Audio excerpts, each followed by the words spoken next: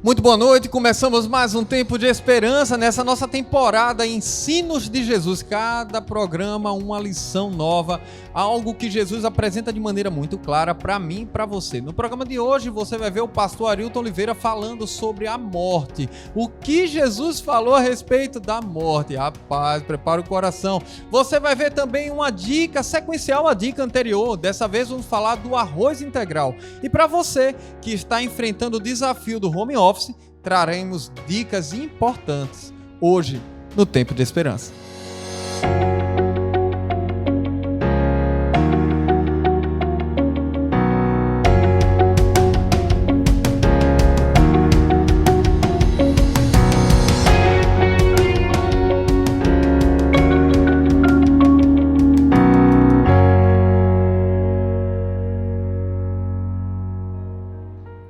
Olha, falar de morte não é nada fácil. Primeiro porque traz tristeza, pesar a alguém que perdeu alguém, né? E também porque a gente já cresce com essa ideia. Tem jeito para tudo, menos para a morte. Mas será que esse é o pensamento de Jesus? Será que Jesus pensou dessa forma? Será que quando ele veio falar, nos ensinar, ele ensinou que não tem jeito mesmo? Qual é a perspectiva bíblica, segundo Jesus, sobre a morte? Mas antes da gente estudar esse tema, eu queria lembrar você que você pode estar interagindo conosco através do número 9217-3089, 9217-3089. E se você tem o interesse de estudar sem sair de casa a Bíblia, você pode contar com a Esperança. A Esperança é nossa assistente virtual.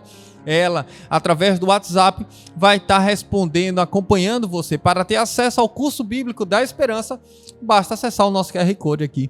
E aí você vai ter acesso a várias opções e vai receber o acompanhamento. Lembrando que se você tiver dúvida, precisar de algum apoio, é só entrar em contato 9217-3089. Deixa eu lembrar você também que você pode estar solicitando direto da sua casa o guia de estudo. É exatamente isso que a gente está estudando aqui. Todos os temas estão separados em um guia de estudo, onde você pode se aprofundar nas escrituras. Quer receber o seu guia de estudo?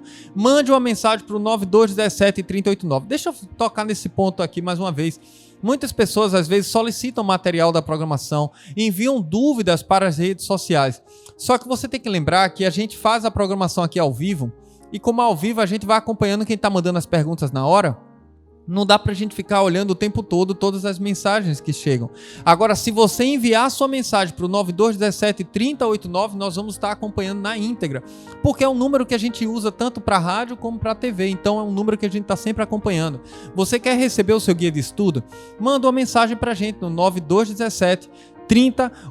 Lembrando também que todos que fizerem todas as lições poderão receber na sua casa também um DVD com toda a nossa programação armazenada para você guardar, para você assistir, para você compartilhar com as pessoas que você ama. Vamos falar agora de home office, um desafio que a gente está enfrentando nesses 2 últimos anos. A pandemia, essa situação do Covid, do coronavírus, tem feito com que as pessoas tenham que se adaptar no seu trabalho, na sua vida, também no seu estudo. Como lidar com essas dificuldades, como conseguir conviver, continuar com a sua vida, com a sua jornada de trabalho pessoal, utilizando dessa ferramenta, desse nomezinho que muitos passaram a conhecer, home office. Vamos ver.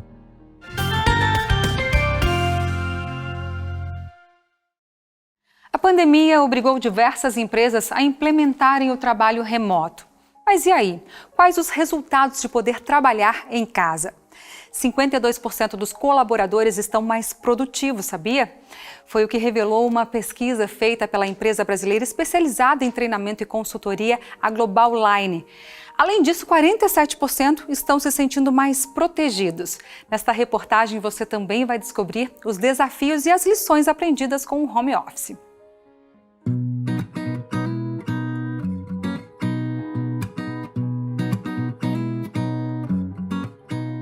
E depois de tanto tempo trabalhando remotamente, já é possível saber os pontos altos e baixos desse sistema.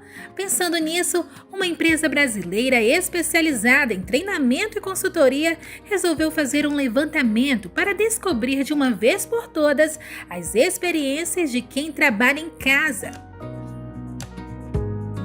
O Lucas é gestor de uma empresa focada em publicidade e fala de como sua equipe sentiu as limitações de socializar com a novidade lá no início da pandemia.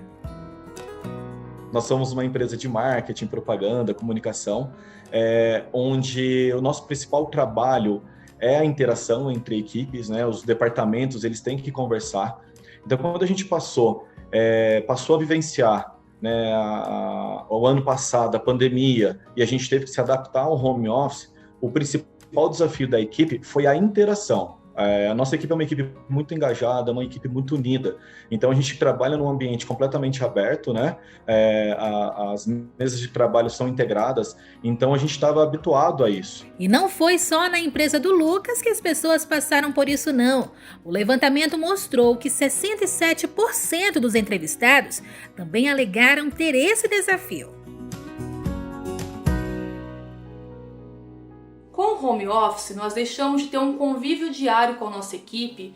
Isso fortalece nosso isolamento social, que vai acometer problemas emocionais e também afetar nossa performance no trabalho.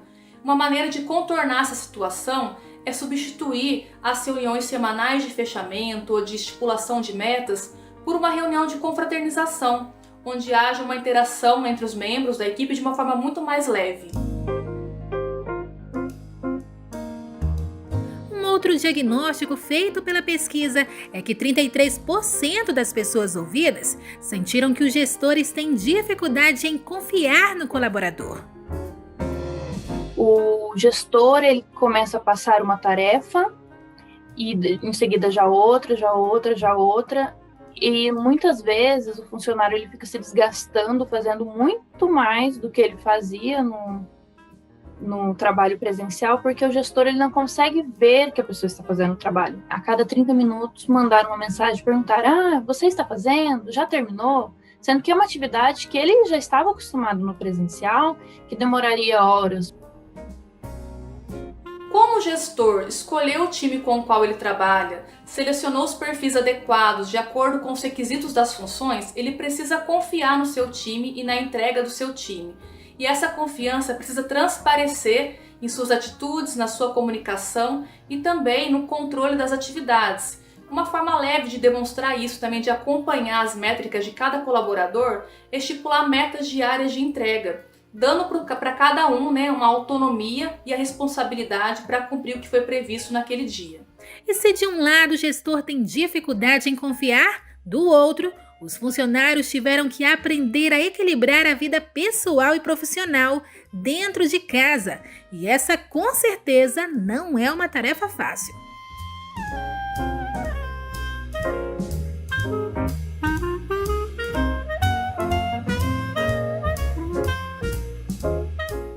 44% dos entrevistados tiveram dificuldades em coordenar e separar atividades domésticas no mesmo espaço. 42% responderam que a conexão caseira de internet realmente foi um problema. E para 40% dos entrevistados, a questão que mais dificultou o home office foram ruídos e interrupções de outros membros da família. E nessa hora, vale colocar em prática essas preciosas dicas. É necessário gerenciar sua rotina de uma forma muito mais estruturada e também ter um espaço destinado ao seu trabalho, onde não haja circulação de pessoas e onde todos os seus aspectos, né, necessários para a sua jornada de trabalho estejam ali disponíveis. Você pode estruturar o seu planejamento em blocos, separando atividades destinadas para casa, para a interação com a família e também para o seu trabalho, definindo ali prioridades e momentos, né, específicos para a sua interação e a sua convivência. A pesquisa também apontou que os colaboradores aprenderam com esse modelo de trabalho. 18% disseram que desenvolveram a capacidade de se adaptar e também paciência. 16% responderam que conseguiram equilibrar a vida pessoal e profissional. E outros 16% acreditam que finalmente conseguiram cultivar organização e disciplina. Além disso, de forma geral, também ficou claro os sentimentos gerados no trabalho remoto. É que com ele, 52% disseram que estão mais produtivos, 47% se sentem protegidos, 45% estão menos cansados e 35% acreditam estar mais focados nas demandas. E se no passado o home office pegou muita gente de surpresa, este ano gestores e colaboradores têm a chance de recomeçar e construir juntos uma rede de apoio mútuo com base no respeito, compromisso e solidariedade.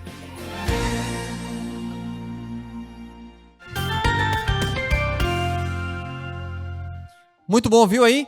É possível sim continuar com a sua vida, com a sua jornada, com os seus propósitos. Existem desafios, mas também existem grandes lições, como acabamos de ver.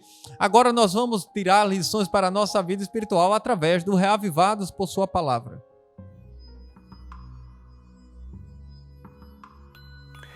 A visita de Paulo e Silas a Tessalônica não foi fácil.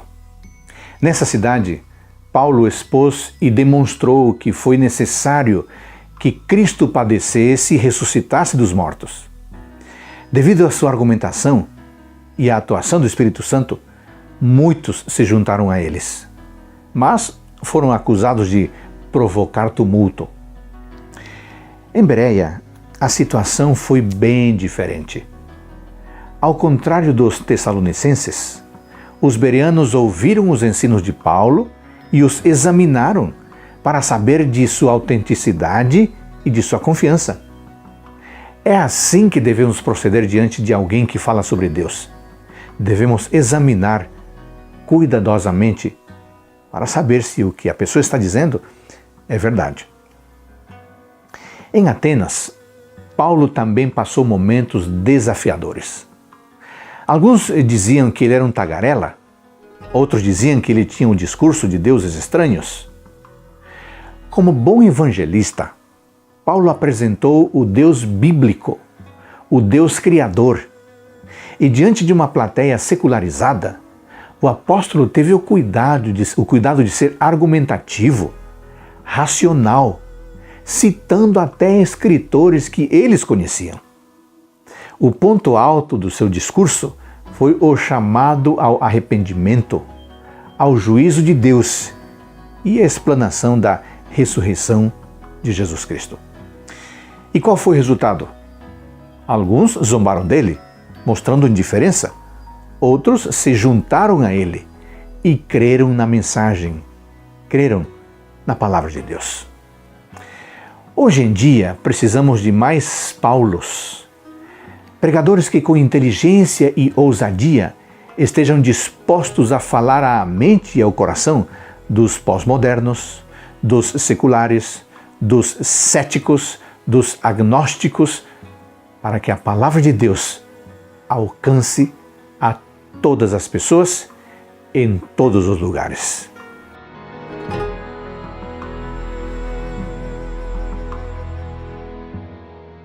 Obrigado, pastor Adolfo, mais uma vez pelo comentário da lição. Lembrando você que esse projeto, Reavivados por Sua Palavra, é um projeto que nós temos aqui, onde a gente lê um capítulo apenas. Você não precisa ler 4, 5, deveria, né? Ler 10 por dia. Mas, para você que tem uma vida corrida, para você que acha que não tem tempo, lembre, há tempo para todo propósito debaixo do céu. Crie um propósito no seu coração para que pelo menos um capítulo por dia você leia junto conosco aqui. E aí, tanto na rádio como na TV, você vai ver um comentário da Bíblia, baseado no capítulo de leitura do dia. E aqui você tem o privilégio de ver o pastor Adolfo Soares trazendo esses lindos comentários que nos aproximam de Deus, que abrem a nossa mente, nos fazem ver a Bíblia, a lição, que muitas vezes a gente lê o capítulo ali e não entende bem as lições, e dessa forma a gente consegue aprender a absorver e, se for humilde, viver segundo a orientação de Deus. Nós vamos agora para um pequeno intervalo, já já a gente volta.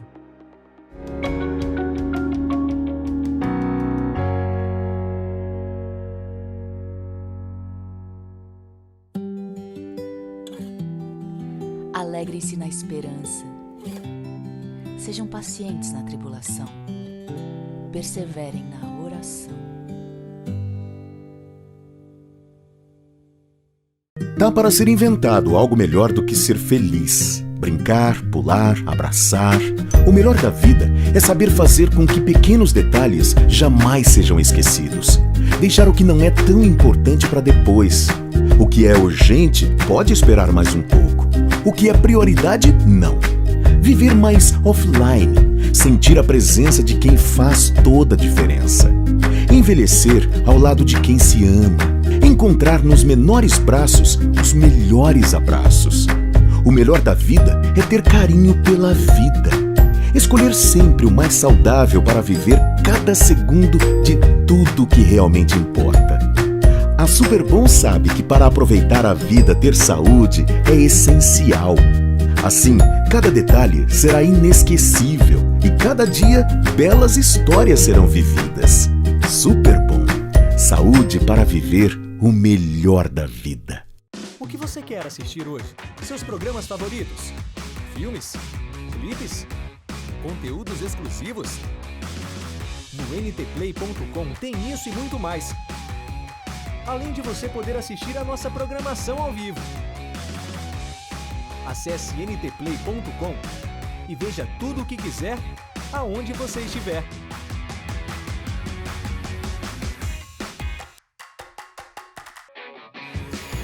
O que fazer para ocupar a mente e se manter saudável e feliz, mesmo com notícias não esperadas?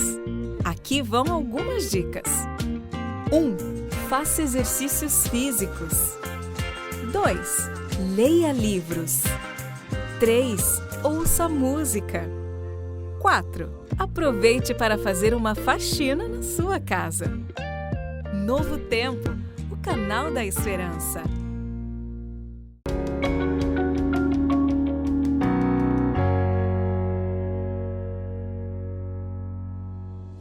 Já estamos de volta aqui no Tempo de Esperança e temos um recadinho da professora Brenda ali do Musicais para você. Fique atento porque é para você mesmo. Olá, eu sou a professora Brenda Cordeiro. Sou professora dos cursos de Teoria Musical aqui do Conservatório Adventista de Santarém. Atualmente nós estamos trabalhando com os cursos de Iniciação Musical 1, Iniciação Musical 2, Teoria 1, Teoria 2 e Teoria 3. A teoria musical ela é a linguagem universal da música. Para entender melhor a música de uma forma mais profunda, eu preciso dominar a teoria musical para poder fazer música com excelência. Então, você que quer aprender música, não perca tempo. Venha para o Conservatório Adventista e aprenda a música para louvar e engrandecer o nome do Senhor.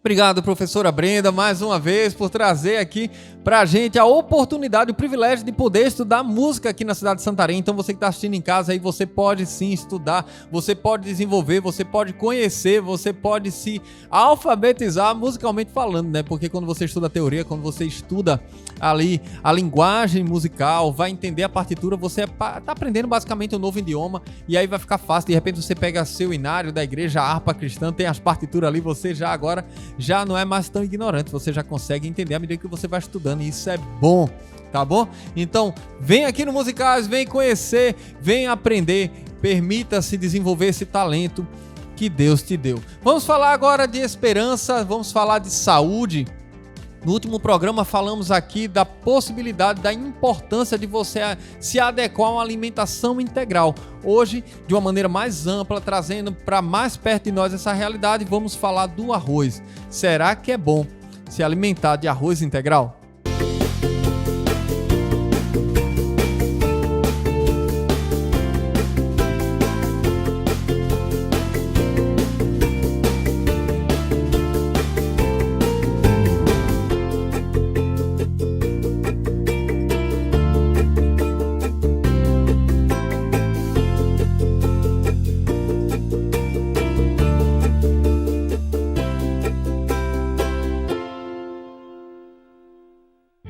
O arroz branco é mais barato e cozinha mais rápido, mas não apresenta tantas vantagens quanto o arroz integral. O arroz integral ele tem mais vitaminas, ele tem mais minerais, ele tem mais fibras do que o arroz branco. E por isso ele vai contribuir com micronutrientes importantes para a nossa dieta que vão auxiliar uma série de processos no metabolismo do corpo. Se você quer aprender a preparar o arroz integral de forma simples, saudável e deixá-lo bem saboroso, então anote essa receita. Aqui então a gente vai fazer uma receitinha bem simples e bem gostosa de arroz integral. Olha só o que eu vou usar. 2 xícaras de arroz integral. Olha, a maioria já vem lavado, aqueles que não vem lavado você pode lavar, que geralmente é o a granel. Vou usar também folhas de louro fresquinha ou a seca, não tem problema. Vou usar uma cebola, uma unidade de cebola média de casa, não precisa ser aquela gigantesca. Vou usar de 3 a 4 dentes de alho fresco, por favor não compre o triturado. E vou usar um pouquinho de azeite, tá bom? Acerte a quantidade de água do arroz colocando sua mão dentro da panela e apertando o arroz no fundo. Vá adicionando água até que ela chegue ao dorso da sua mão. Outra forma de medir a quantidade exata de água é deixar que ela ultrapasse cerca de 2 dedos de altura do nível do arroz. Com o tempo, você vai saber dosar a água só olhando.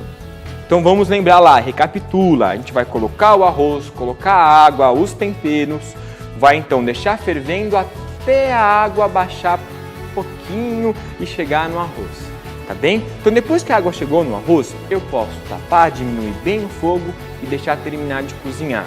Mas Felipe, não deu certo, ainda ficou duro. Então tapa esse arroz e deixa ele terminar de cozinhar no vapor ou no calor da própria panela, tá bem? Depois de pronto, nosso arroz vai ficar mais ou menos dessa maneira. Então eu posso colocar, de dica aí pessoal, anota, viu? Posso colocar salsinha, cebolinha, quem sabe uma cenoura ou temperos à parte. Quem gosta aí de manjerona, manjericão, o próprio orégano fresco, fica uma delícia no nosso arroz. É isso que a gente deve fazer em casa para ter um bom arroz integral. O corpo, ele quer alimentação como ela vem na natureza. É um pacote que você recebe. Um arroz é um pacote, não é apenas amido, ou isso ou aquilo. Não, é um pacote completinho, com vitaminas, com sais, com proteínas, um pouquinho de gordura, etc, etc, etc. Tudo facilitado para que o corpo digira aquilo, metabolize aquilo da melhor maneira possível e aproveite aquilo da melhor maneira possível. Se você começa a tirar, refinar, o metabolismo se torna mais difícil, porque fica faltando vitaminas, fica faltando aquilo para fazer aquele sistema funcionar. E ele vai tirar da onde? Tá entendendo? Ele tem que tirar de outros alimentos que eventualmente contêm. Se você tira esses elementos que fazem com que diminua o complexo B e sais minerais e outras vitaminas, você vai ter deficiência delas.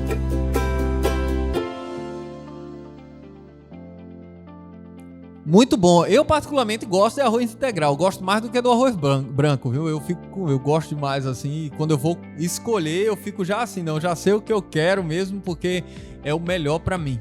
Tá bom? Mas vamos mandar um abraço de esperança aqui. Eu quero mandar um abraço aqui para Jerusa, mandar um abraço também para o seu Manuel, sempre ligado na programação. Você que está acompanhando direto do Rio Arapiuns, pessoal que está acompanhando pela internet, acompanhando aqui também pela TV, muito obrigado por sua companhia. E agora eu vou responder as perguntas que chegaram para o 9217-3089.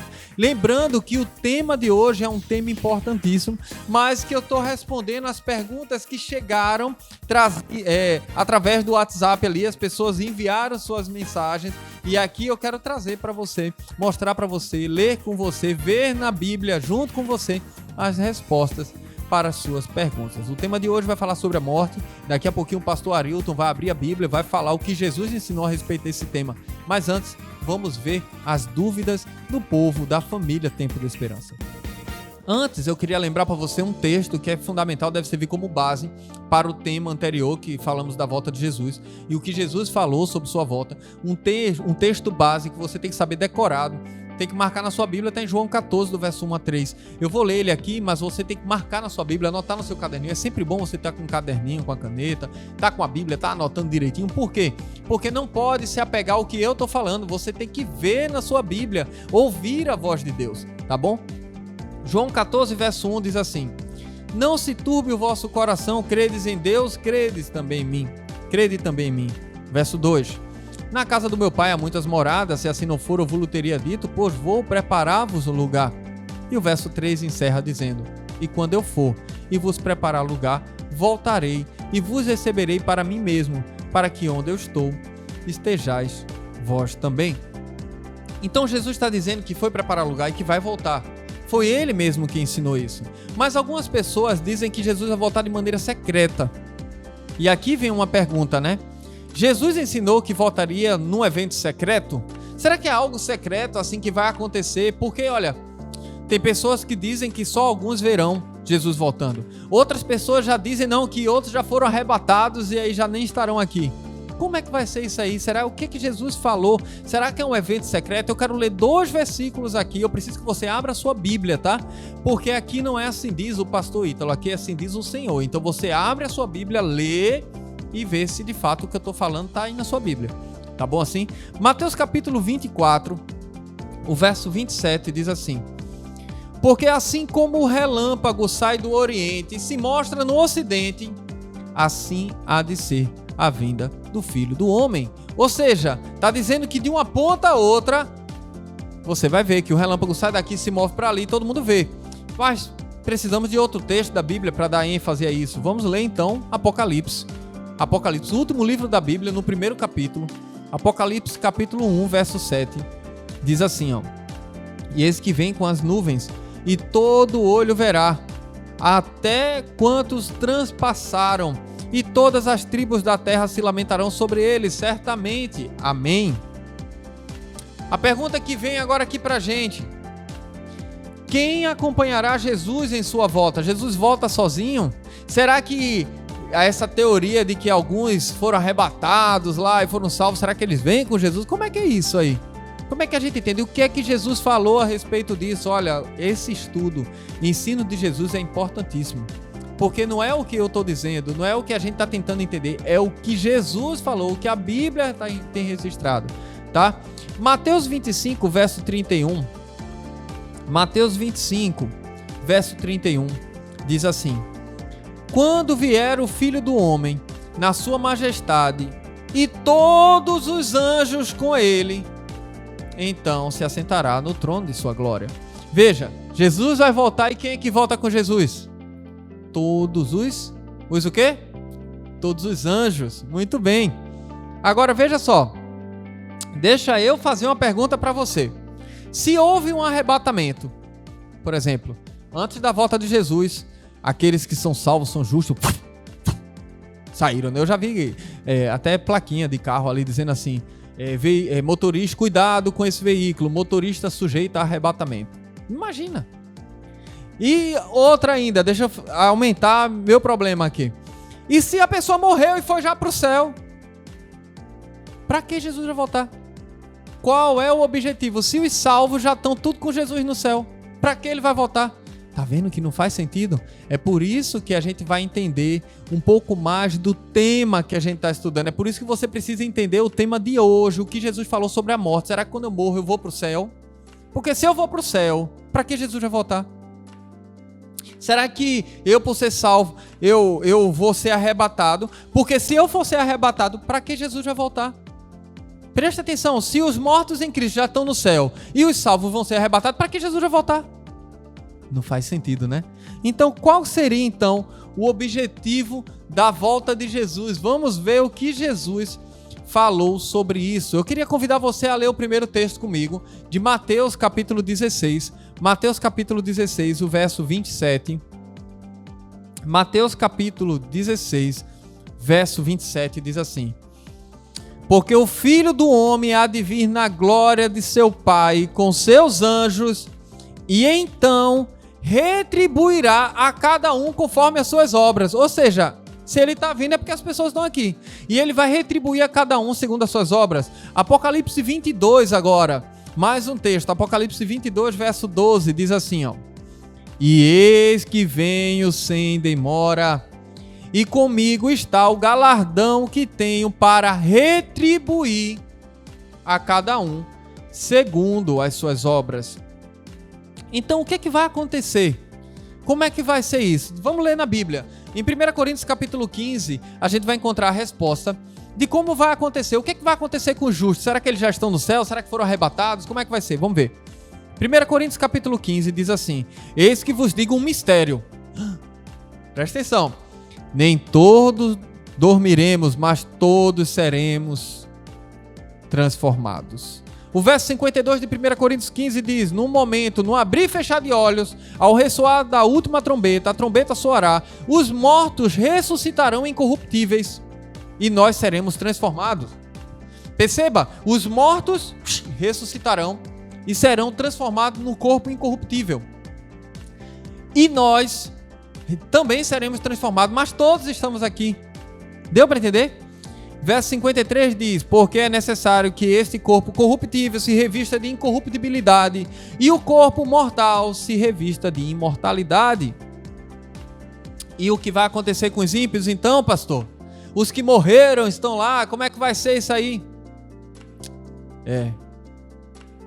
O que é que vai acontecer? Vamos perguntar a Jesus. 2 Tessalonicenses capítulo 2, verso 8. Abra sua Bíblia. 2 Tessalonicenses capítulo 2, verso 8 diz assim: então será de fato revelado o iníquo, a quem o Senhor Jesus... Como é que está na sua Bíblia? Matará, exterminará com o sopro de sua boca e o destruirá pela manifestação da sua vinda.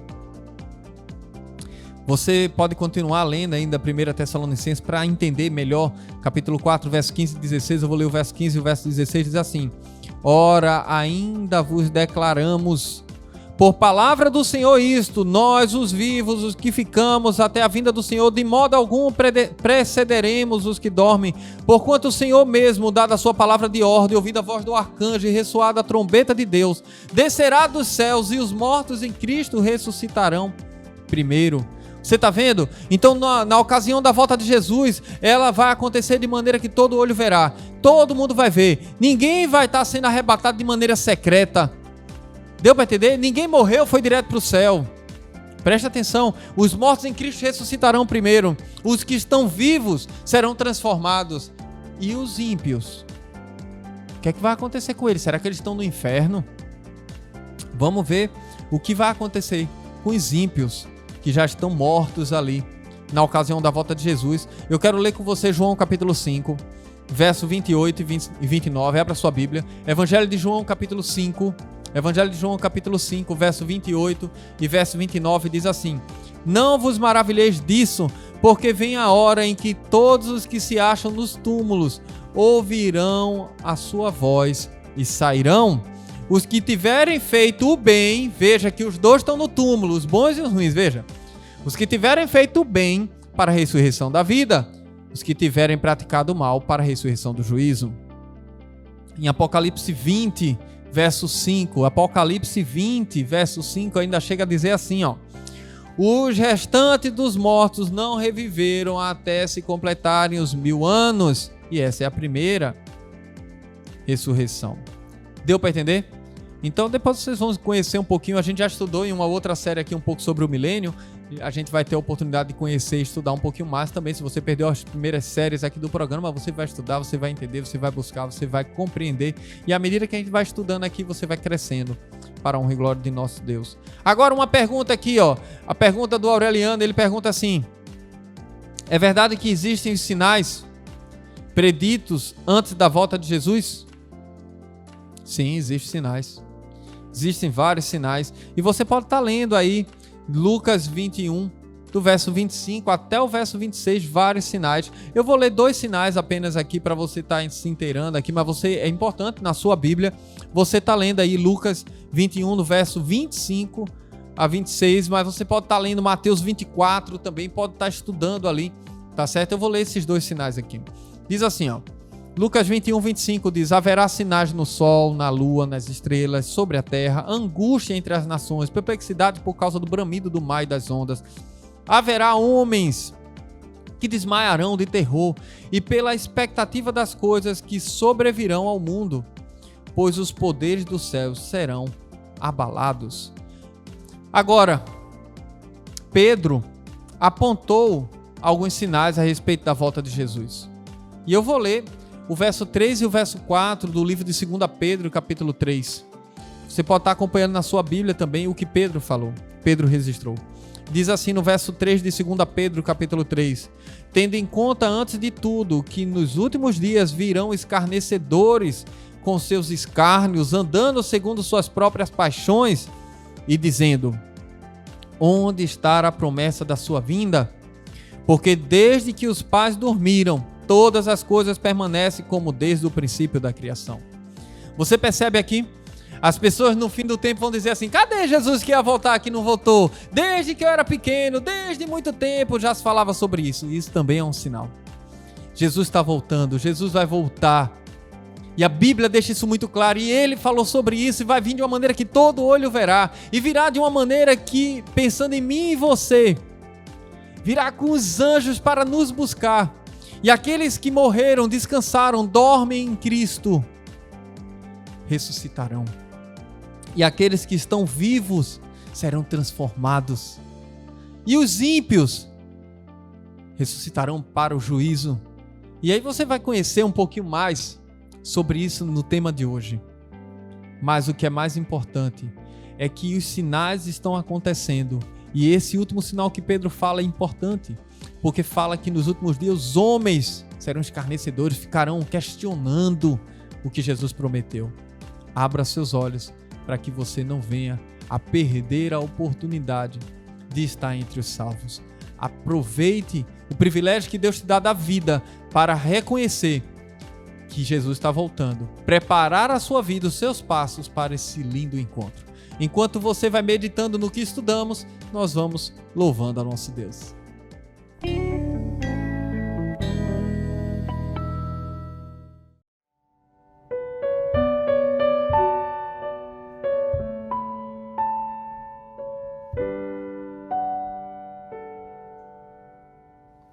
Em breve, isso ainda faz sentido.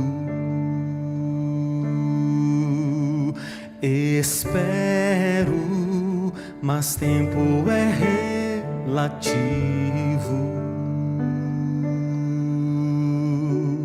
O mal me impõe dia e noite o seu fardo. A paz dura só uma fração de segundo.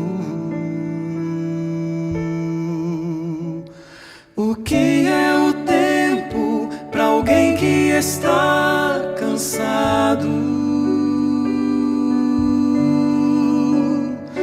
Não sabe mais se um dia terá alívio.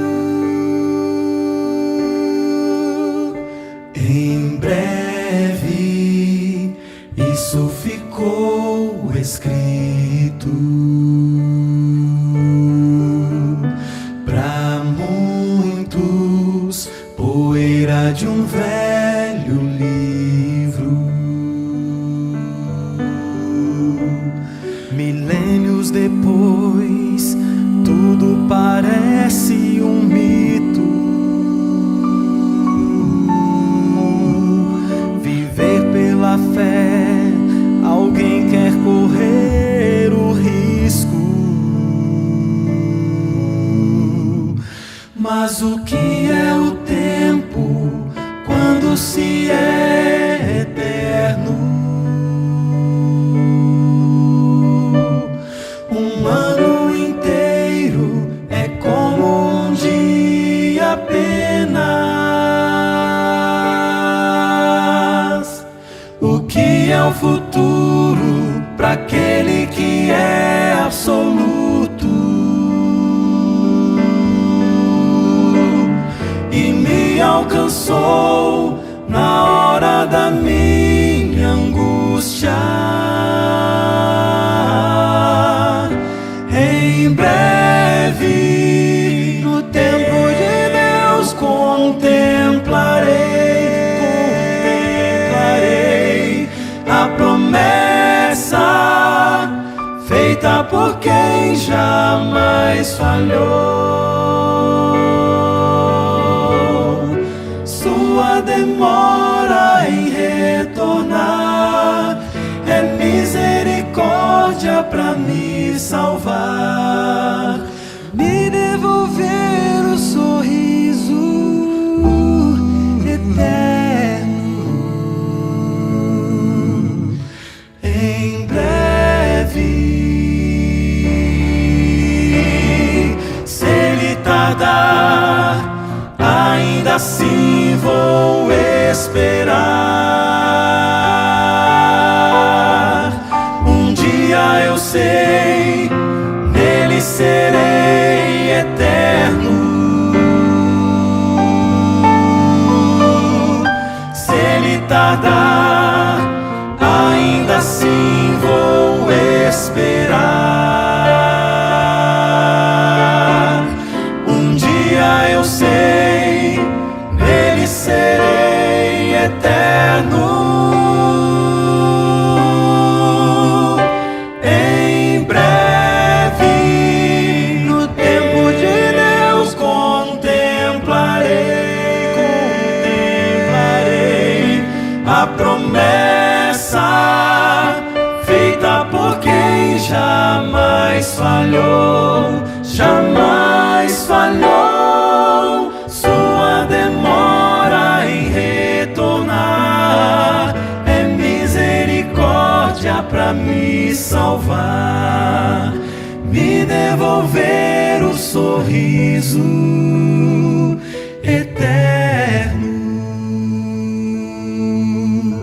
Em breve, isso ainda faz sentido. Em breve, isso está escrito.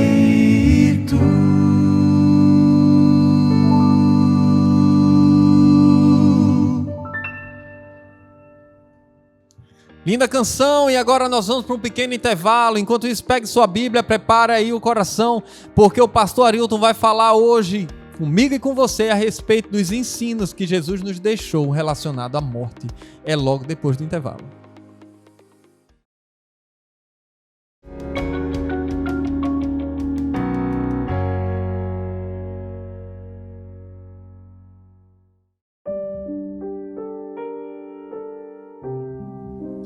O choro pode durar a noite inteira, mas de manhã vem a alegria. Enquanto alguns se refugiam em seus lares, outros se colocam na linha de frente na luta contra um inimigo que pode ser letal.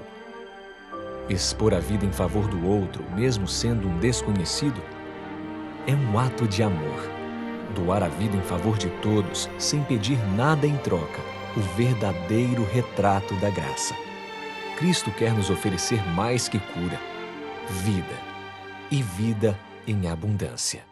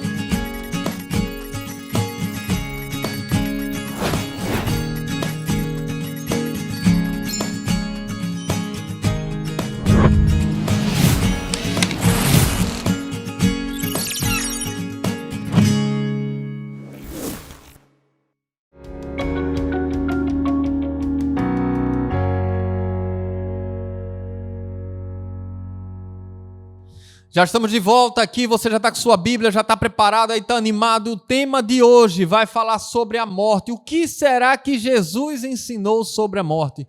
Pastor Arilton Oliveira agora abre a Bíblia e nos mostra mais um ensino de Jesus.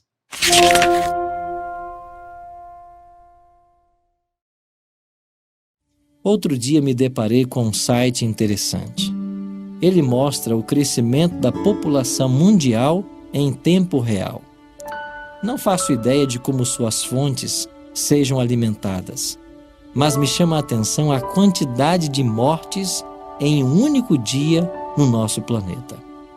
A ONU estima que morram por minuto 102 pessoas, o que daria a assombrosa marca de 6.120 mortes por hora e 146.880 mortes por dia. Mas, por mais comum que pareça, a morte é um elemento estranho a todos nós. Talvez a resposta esteja na Bíblia, onde afirma que Deus fez tudo formoso no seu devido tempo e também pôs no coração do homem a eternidade.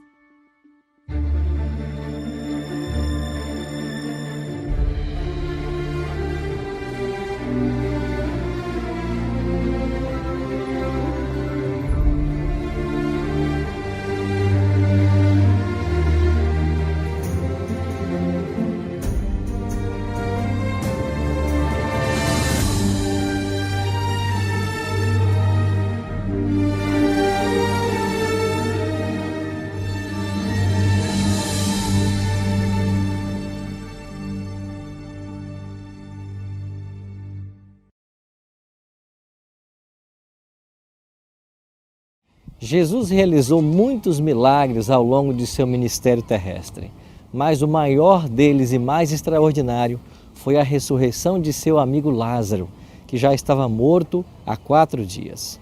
O próprio Cristo disse que ele também morreria, mas que ao 3º dia ele ressuscitaria para trazer para nós a vida eterna. Ou seja, Cristo venceu a morte e ele tem todas as respostas que nós precisamos sobre esse intrigante tema.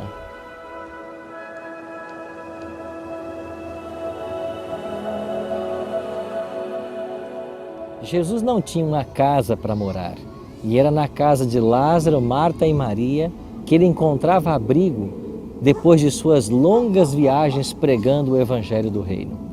Jesus gostava de estar na casa de Lázaro porque era uma casa de amigos íntimos. Ali ele estava longe dos sisudos fariseus, longe da crítica. Ali ele podia abrir seu coração aos amigos que tanto apreciavam. Certo dia, Lázaro adoeceu. Jesus não estava por aí e as irmãs de Lázaro mandaram mensageiros até Jesus para avisá-lo da doença.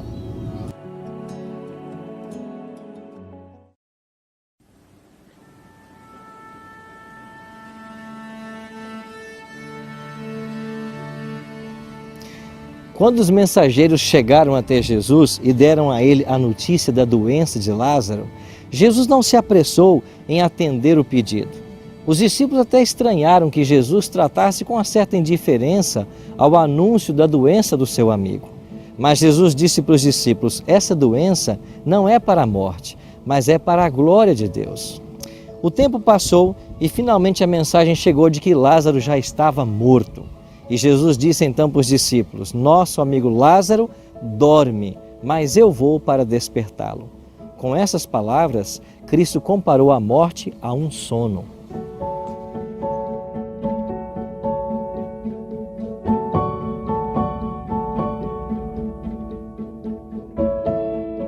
Finalmente, então, Jesus se dirigiu para a casa de Lázaro, Marta e Maria em Betânia. E quando chegou em Betânia, as irmãs vieram até Cristo e disseram para ele uma grande verdade: Senhor, se estiveras aqui, não teria morrido nosso irmão. Era verdade. Se Jesus tivesse ido para Betânia, Lázaro não teria morrido. Mas Cristo se deteve alguns dias ainda em Jerusalém, sem atender o pedido, esperando que Lázaro morresse. E agora que Lázaro estava morto, já fazia 4 dias, Jesus queria então manifestar o seu poder. E ele pergunta para as irmãs: aonde o puseram? E elas então começam a levar Jesus até o local do sepultamento.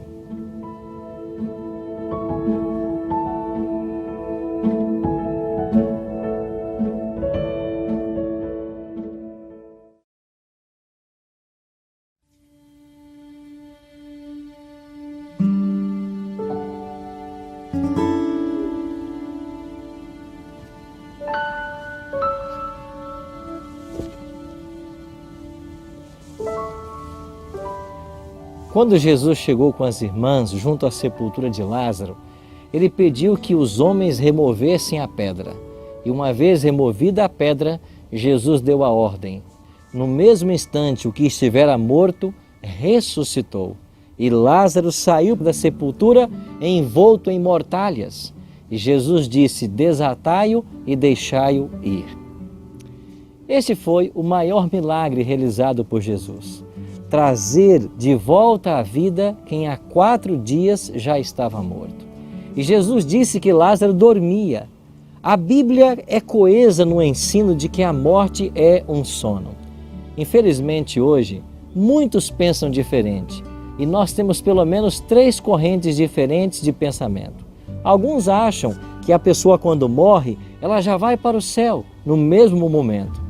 Outros acham que a pessoa quando morre vai para o paraíso ou vai para o purgatório, um local intermediário para ser purificada. E há ainda aqueles que ensinam que uma pessoa quando morre passa por processos de reencarnação. Amigo, deixe eu dizer uma coisa para você com muita sinceridade. Essas teorias não têm nenhum valor à luz da Bíblia. O profeta Ezequiel, no capítulo 18, ele é muito claro em ensinar para nós de que a alma é mortal. A alma que pecar, essa morrerá. Quando a pessoa morre, ela fica num estado de inconsciência. Paulo, inclusive, diz de que os mortos estão dormindo em Cristo e somente na volta de Jesus é que eles despertarão. Ou seja, quem já morreu não tem consciência de tempo. Eclesiastes 9:6 diz a mesma coisa. Os mortos não sabem de coisa alguma. Ou seja, uma pessoa que morreu há 1000 anos atrás, para ela não se passaram 1000 anos, ela morreu e vai abrir seus olhos, ou na primeira ou na segunda ressurreição. Se alguém morreu há 1 mês atrás, de igual forma, ele não sabe da passagem de tempo, porque quem morre está dormindo, um estado de inconsciência. Agora, Jesus ensinou em São João 5, 28 e 29 que todos os que se acham na sepultura, um dia delas sairão. Os que tiverem feito bem para a ressurreição da vida e os que tiverem praticado mal para a ressurreição do juízo. Jesus deixou muito claro que a morte é um estado de inconsciência, é um sono. E um dia os mortos despertarão. Se você quer crer nas palavras de Cristo, então você deve acreditar de que a morte é um sono, um estado de inconsciência. E daqui a pouco os mortos ressuscitarão, ou para a vida eterna, ou para a morte e destruição eterna. Qual será a sua escolha? Você acreditará no que Jesus ensina em sua palavra hoje? Se você quer acreditar nisso, se apegar a esta verdade, eu quero orar com você agora. Pai Santo, muito obrigado pela tua mensagem de hoje, que nos mostra que há vida após a morte. Não no sentido comum como se ensina hoje, mas quando o Senhor voltar, os salvos ressuscitarão. E 1000 anos depois, os ímpios, mas a ressurreição da condenação e da destruição. Que nós possamos estar fiéis ao Senhor, para estarmos prontos ou para a tua volta, ou mesmo para a morte, se assim o Senhor nos chamar. Em nome de Cristo nós choramos. Amém. Amém. Sabe, querido amigo, querida amiga, existe esperança. A morte não é o fim. Precisamos nos apegar a Jesus, porque assim como já estudamos, Jesus vai voltar e Ele vai voltar para nos buscar. Se estivermos vivos, seremos transformados. Se tivermos passado pela morte, Jesus nos ressuscitará. Pare e pense agora o que está faltando para você aceitar Jesus como Salvador. Pare e pense um pouquinho, você está preparado? Se Jesus voltar hoje, você está salvo. Entrega o teu caminho ao Senhor, confia nele e o mais Ele fará. A morte não é o fim. Jesus prometeu isso e o que Ele promete, Ele cumpre. Ele prometeu que viria e veio. Ele prometeu que morreria por mim e por você e morreu. Que ressuscitaria e ressuscitou. Ele também prometeu que vai voltar. E Ele vai voltar para nos buscar. Precisamos estar preparados. Precisamos ouvir a voz de Deus. Precisamos ser humildes para aceitar os seus conselhos e viver em paz, assim como é a vontade dEle para mim e para você. Que Deus te abençoe, que Deus te ajude. Se apegue a Jesus e entregue sua vida a Ele agora mesmo.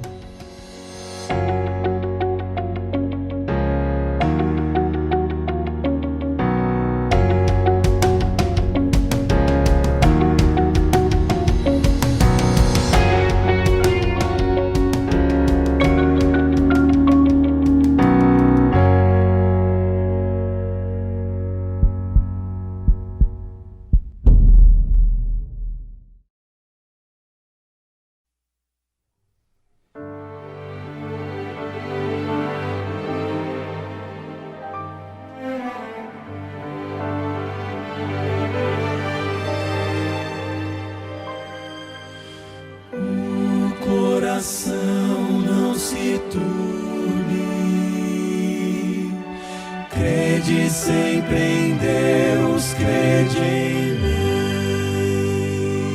Há mansões na casa de meu Pai, e vou preparar-vos um lugar.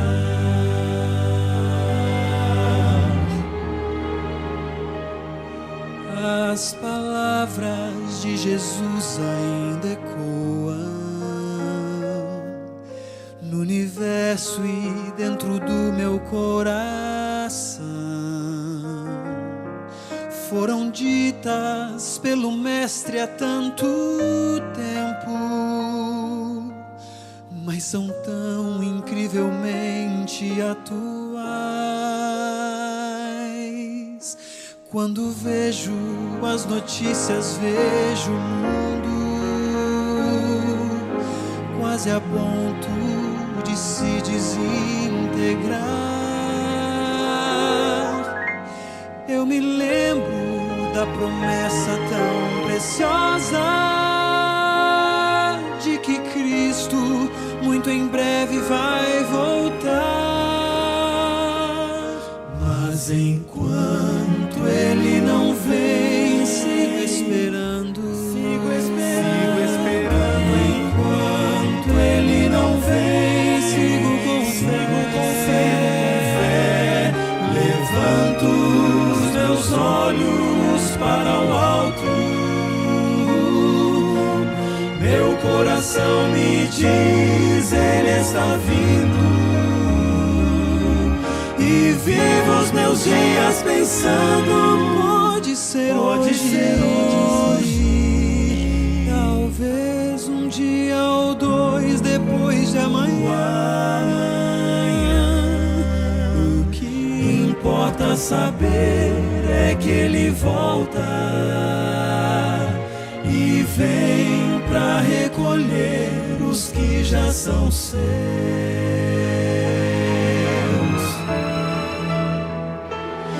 Meu maior desejo um dia é abraçá-lo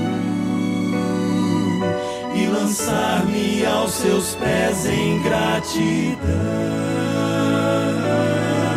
Contemplá-lo face a face como os anjos e tocar as mãos feridas lá na cruz. Quando penso que este dia está chegando, quando o mal já não mais existirá, eu me animo e renovo as minhas forças, na certeza de que o céu será meu lar. Mas enquanto Ele não vem, sigo esperando.